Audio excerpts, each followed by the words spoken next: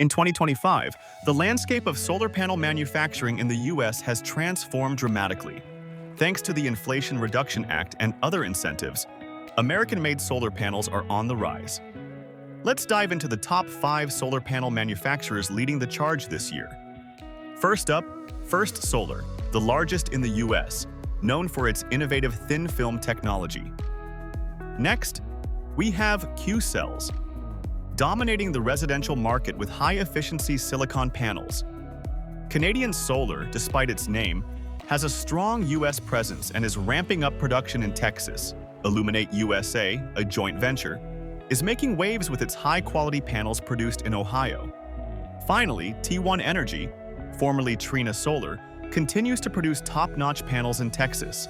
These companies are not just manufacturing, they're creating jobs and boosting the economy. The future of American solar manufacturing is bright, and it's only getting better.